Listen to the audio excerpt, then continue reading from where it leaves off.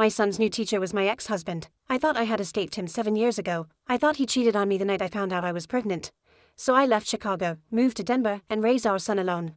But on Leo's first day at his new school, Daniel saw him and asked one question I was not ready to answer. Why does that boy have my last name? Then rumors started spreading through the school. Kids asked Leo if he was an illegitimate child. My little boy came home and asked, "Mom, who's my dad?"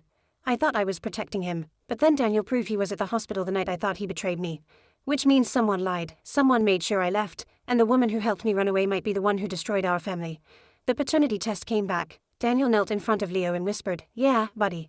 I'm your dad," but before we could even breathe, the school suspended him, because the person who ruined us 7 years ago was not done yet.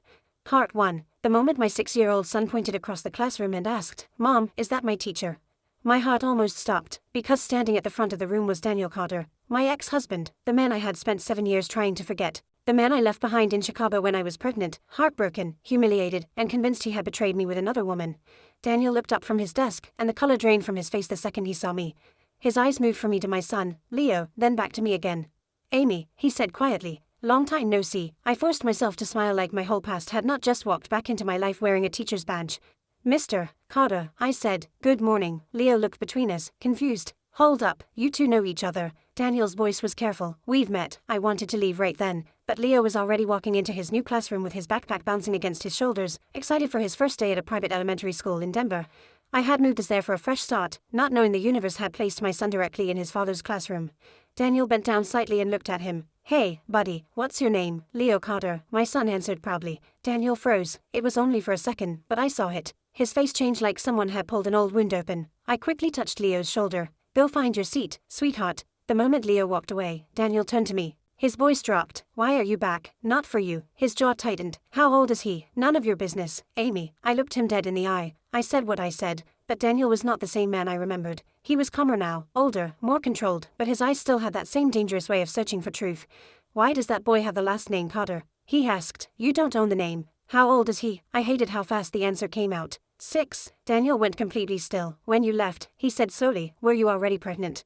My hands clenched around the strap of my purse. Why would I tell a man who cheated on our marriage? His face hardened. Before he could answer, Leo looked up from his desk. "Mom, are you mad?" I softened immediately. "No, baby, I'm okay," but I was not okay. Not even close. After school, Daniel followed me to the parking lot. "What gave you the right to decide I didn't deserve to know?" he asked. I turned on him so fast he stopped walking. "Stay away from my son. Our son. One more word like that at my door," I warned, and I called the police. That should have been the end of it, but secrets never stay quiet when other people want to use them. 2 days later, Leo came home from school holding a folded paper in his tiny fist. His face looked pale, and his eyes were wet. "What happened?" I asked. He handed me the paper. It was a printed note with Daniel's photo, my photo, and one cruel question in bold. "Is Mr. Carter teaching his own secret son?" My stomach turned cold. "Who gave this to you?" I asked. Leo shrugged, trying not to cry. Some kids were talking. By the next morning, the rumor had already spread through the school. One boy pointed at Leo near the hallway and asked, "Is Mr.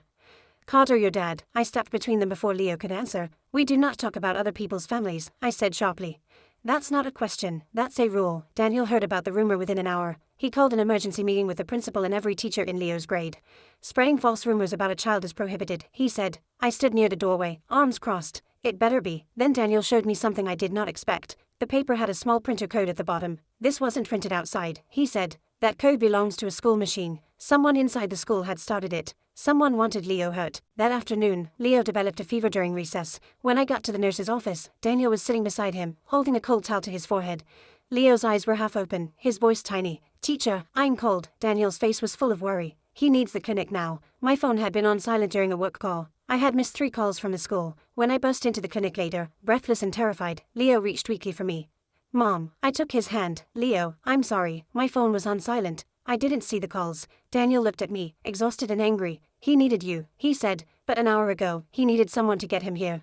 The words stung because they were true. "Thank you," I said quietly, "but that still doesn't give you the right to cross lines." Then Leo stirred in his sleep. His small hand reached toward Daniel. "Dad," he whispered. The room went silent. Daniel looked at me like the world had stopped moving. "You heard that?" I asked. "He was delirious," Daniel said. "Maybe he was." He stood slowly. "I'm not." I grabbed Leo's jacket. "I'm taking him home." Daniel's voice broke for the first time. "Amy, he's my son, isn't he?" "No." "Then tell me why the timeline matches. Why he has my name. Why he looks like me." I forced myself to keep breathing, because life is full of ugly coincidences. Daniel stepped closer. You're lying, he said, just like you did back then. I almost slapped him, because back then, I was the one who thought I had been lied to. 7 years ago, I had gone to Daniel's apartment to tell him I was pregnant. I had a test in my purse and hope in my chest. Then I saw a woman getting out of his car. Her shirt was half-buttoned. Daniel never answered my calls that night. My best friend Sophia told me she saw it too. She told me men like Daniel never changed. She told me if I stayed, I would lose myself. So I left. I left Chicago, moved to Denver, gave birth alone, and raised Leo by myself. I told myself Daniel did not deserve to know, but now Daniel was standing in front of me, looking at Leo like he had just found a piece of his soul. And I hated how much it hurt. A few days later, the rumors got uglier. Parents whispered in the parking lot. Kids repeated words they did not understand. Then Leo came home and asked me, "Mom, what does illegitimate mean?" I nearly dropped the grocery bag in my hand. I knelt in front of him and cupped his face. "It means some grown-ups have no class," I said, "and it has nothing to do with you." His lower lip trembled. "Who's my dad?" I closed my eyes. The question I had avoided for 6 years was finally standing between us.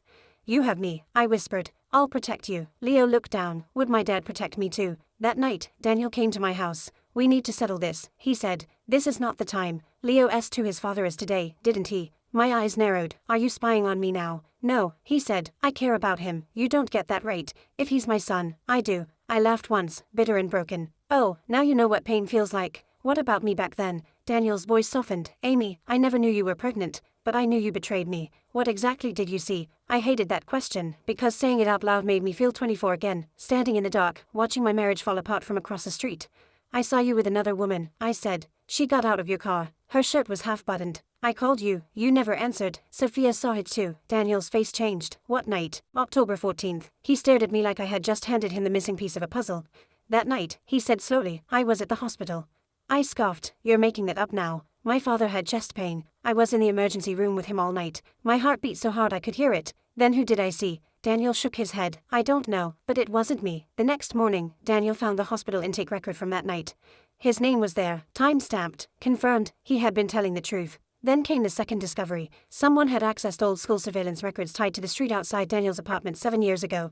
The access came from a temporary account connected to the vice principal's office. And the vice principal was Sophia, my best friend, the woman who told me to leave, the woman who swore she saw Daniel betray me, the woman who now worked at Leo's school. When Daniel confronted her in the parking lot, she did not even look surprised. "You found it fast," Sophia said. "So it was you," Daniel replied. Sophia smiled coldly. "Don't do this in a parking lot." Daniel stepped closer. "No, you don't get to walk away from this." She looked at me. "You always need a villain, don't you, Amy?" I felt sick. "No," I whispered. "I need the truth." Sophia's smile faded. "Then be careful," she said. "Truth costs." And I realized something terrifying. I had already paid for her lie with 7 years of my son's life. Daniel asked for a paternity test, not because he doubted Leo, but because he needed proof no one could ever steal from him again. At the clinic, Leo held Daniel's hand. "Will it hurt?" Leo asked. "Just a little," Daniel said. "I've got you." Leo looked up at him. "If the paper says something else, are you still my dad?"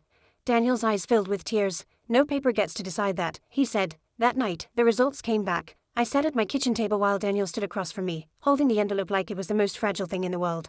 Leo came downstairs in his pajamas, rubbing his eyes. "Did the test come back?" he asked. Daniel opened the envelope. His hands shook. Then he looked at Leo. "Yeah," he said, voice breaking. "It did." Leo stepped forward. "So, you really are my dad?" Daniel dropped to his knees. "Yeah, buddy," he whispered. "I am." Leo smiled through sleepy tears. I knew it, but I could not smile. Because Daniel turned to me next, and the pain in his eyes was worse than anger.